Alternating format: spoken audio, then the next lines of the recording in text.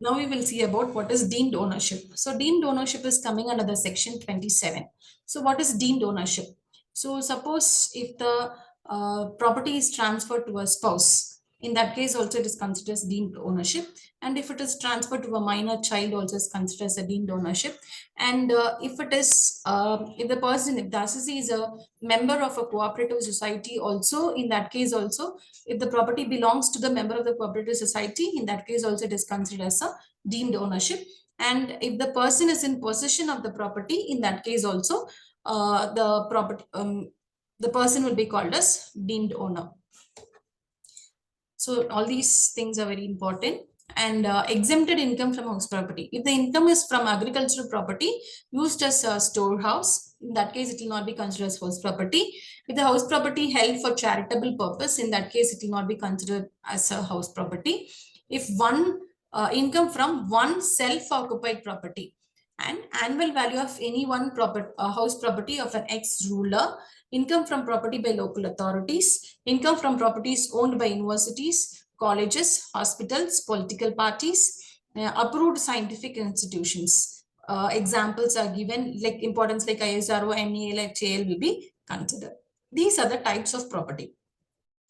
Let out property, self-occupied property, deemed to be let out property. Let out property means completely the property is given for let out.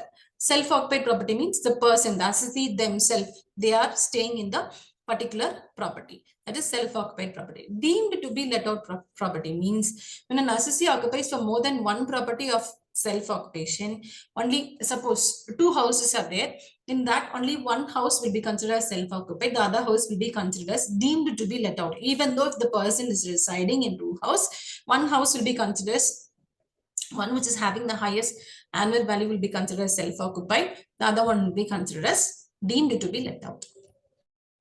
Partly self-occupied and partly let out means a portion of the house, means a big house is there, many rooms are there, a portion of the house will be given for let out and a portion will be self-occupied. That is called as partly let out.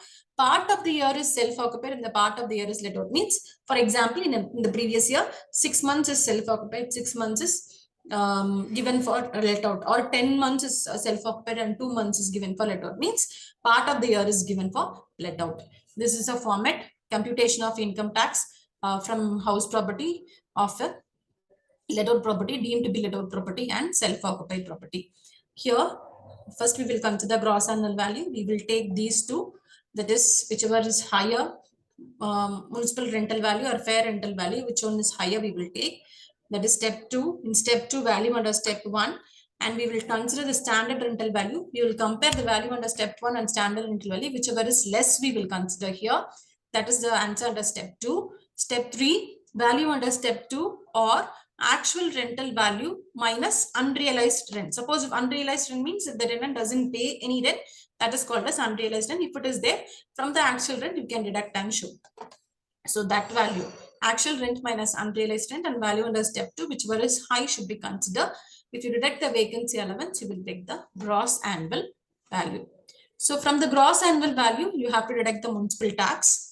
You will get the net annual value. From that, we'll be deducting the deductions under section 24. A is standard deduction of 30% of NAV, and B is interest on borrowed capital. Means if you have borrowed loan for the house property, in that case, you can show this. This is a format for calculating the